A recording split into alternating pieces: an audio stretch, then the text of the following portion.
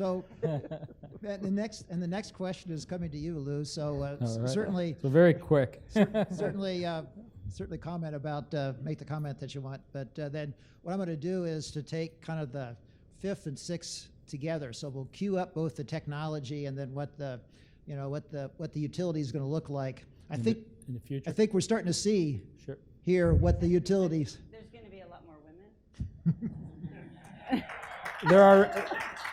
There already is, and I applaud that too.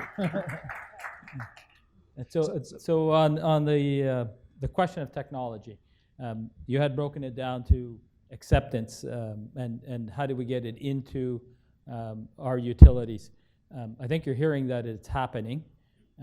It is a slow process for many large municipalities because we are risk averse. You have to sell a board or a political body on making a significant investment. $500 million is not an easy investment to pitch. It takes many years of work to prove it.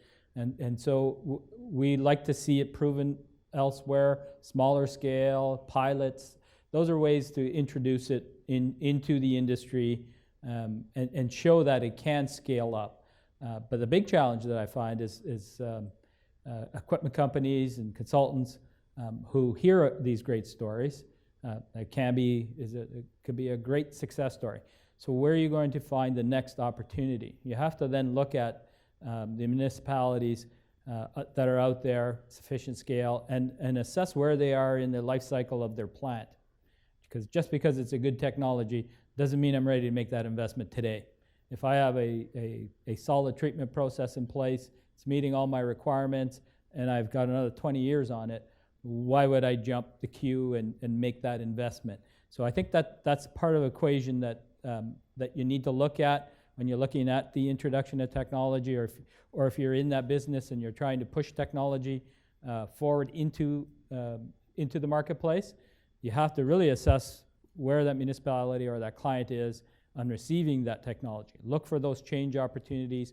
Look for where they are evaluating a change, because we have to rebuild it anyhow. The point of the Cambie, it made sense. Why? Because you're going to spend a lot of money. We're faced with that in Toronto, in various parts of our organization, where I have significant refurbishment costs, significant risk to do that on live sewers. So do I take that risk, or do I go to a new site with new technology and build it and then do a switchover? In a lot of cases, we're starting to make more and more of those decisions. So that's on the big technology piece. I will say, though, where is it going in future? Technology in our utilities is permeating every part of our business, not just treatment plants. It's reaching out into the distribution system. And a piece that people miss a lot, and something that I'm championing, I just kicked off last week a new working group, a technology alignment working group that I'm chairing, and it's a subgroup of a customer service improvement group. And we handpick staff in our organization, because what I find is that we miss one of the key components, one of the fastest changing pieces of our business, and that's our customer and our residents, our constituents, and their uptake of technology and the technologies they're using. Tonight we talked about all of the technologies that help us run things. Yet how do we align to the technology that our customers are using and want us to use? And I find that even within our organization, we fail to link that sometimes.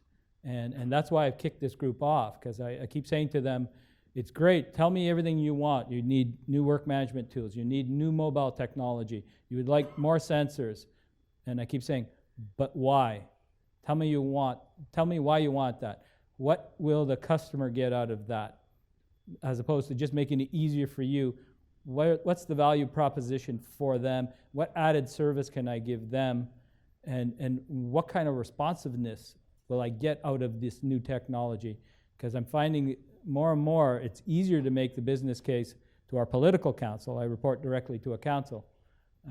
To sell them on the benefits and the growth and enhancement of customer service at a reasonable cost, rather than it's technology and it's going to help us work smarter, so we should make that investment.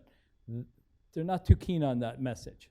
They like the message of what will the residents get out of it. So that's where I see the convergence, and that if we get it right, Our technologies will be secondary to the main technology of which the public is using. And we have to align ourselves to that. So that's where I believe we'll be in 10 years if we get it right. We'll be in sync with our residents, and our data will just flow to wherever it has to flow to them. Well, that's really some excellent advice. Folks, these were your questions. I think we've had just really a wonderful discussion here, and let's thank our panelists here for their contribution.